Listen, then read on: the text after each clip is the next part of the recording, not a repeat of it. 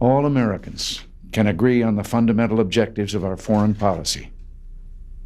We want to promote democracy because it's right and because democratic governments are less likely to become involved in wars of aggression. We want a growing world economy where free enterprise works because that's the kind of world in which men and women will live the best and most materially and, I would submit, spiritually decent lives. And we want to work with our friends and allies to prevent regional conflicts and enhance the security of friendly nations.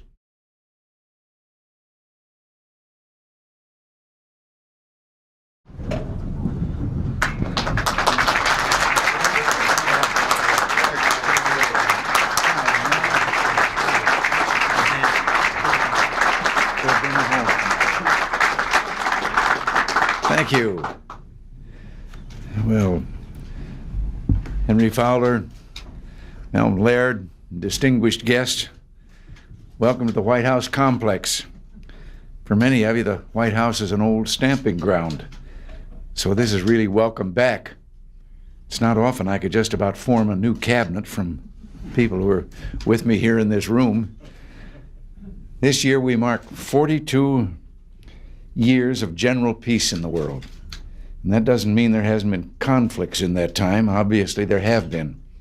But it does mean that for 42 years, mankind has not seen the likes of the world wars that in the first half of this century twice tore civilization apart. This peace has not come without sacrifice. Young Americans have fought, and some have died to maintain it. And it has not come without resolve. It's come because America has been willing to shoulder the responsibilities of leadership. No one understands better than you here today that, like it or not, we are the leader of the free world. And that is not a role we asked for. It's a role that was thrust upon us by history and by the hopes of those who aspire to freedom throughout the world. It's said that geography is destiny, but let me say that destiny is much more than that.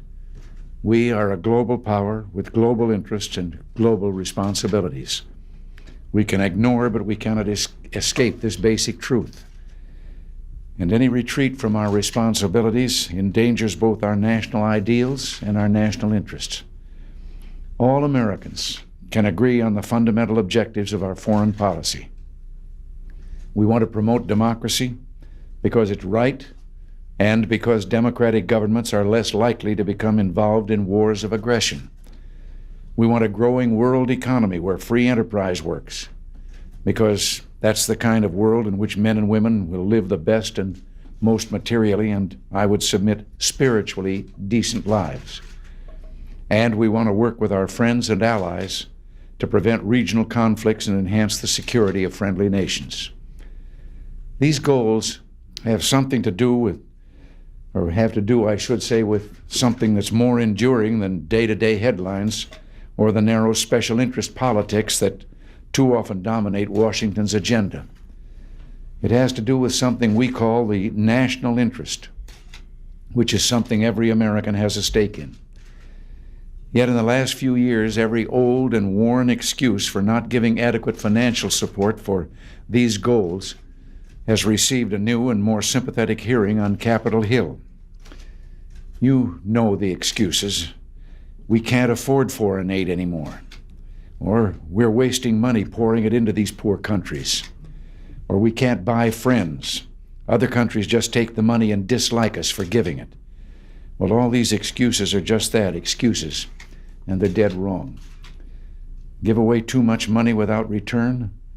The truth is that now and historically we've spent very little on foreign affairs in terms of the overall budget of our government. In the late 40s and early 50s, during the time of the Marshall Plan, we spent 11 cents of every federal dollar on foreign affairs. That figure has dropped to 4 cents on the dollar by 20 years ago and has continued to fall until in recent years we've been spending less than 2 cents of each dollar to support our foreign policy. And that's money that gets a big return. Is there anyone who believes that we in America would live in as good a world and be as secure if we could turn back the clock and undo the Marshall Plan? Today, our economic development aid goes to those same countries in the developing world that provide some 35% of the market for our merchandise exports, more than the total volume of U.S. goods purchased by Western Europe, Eastern Europe, the Soviet Union, and China all put together. And for every $1 billion we export, we support 26,000 jobs for Americans.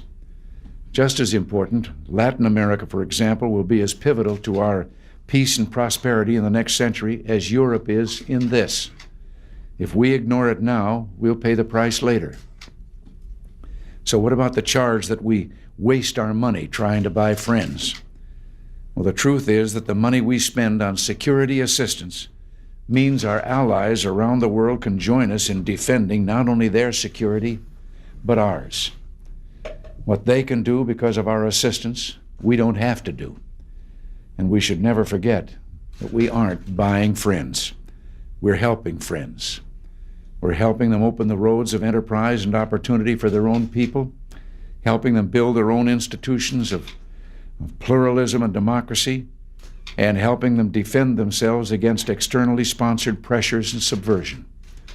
And anyone who doubts how the peoples of Central America, for example, feel about this should have been here at the White House last week when El Salvador's President Duarte, on behalf of his nation's people, stepped down from that reception platform over on the lawn and walked across the lawn to the color guard and kissed and saluted the American flag. Or maybe they should have been in Managua with our former UN ambassador, Jean Kirkpatrick, last week, when cheering crowds greeted her. And as one of them said, we want what she wants for Nicaragua. And that's what I want too, democracy. True, full, and real democracy. In the last few weeks, the Congress has been cutting foreign affairs funding to where it damages our nation's interest and security. We've already had to severely cut back economic and military support relationships with allies and friends who are very important to our security. And this is happening even as spending on many domestic programs is going up. For example, the entire federal budget increased by almost 2% in 1987. By contrast, foreign aid was reduced by 29% in 1986 and another 11% in 1987. Congress throws money at its own priorities, but ignores the priorities and the commitments this nation has to help build our national security. When it comes to special interests, too often Congress is like Adu Annie in Oklahoma. It can't say no.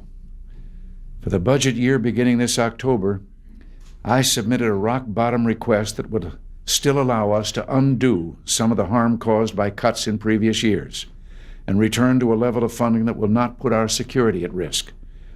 But now the Congress is cutting again, and the amounts approved by the committees in both the House and the Senate are being considered by the Defense Authorization Conference are more than 15% below what we requested as the minimum amount necessary to do the job. In fact, as it stands now, the foreign affairs part of the budget is one of the few that has decreased. All the others have increased.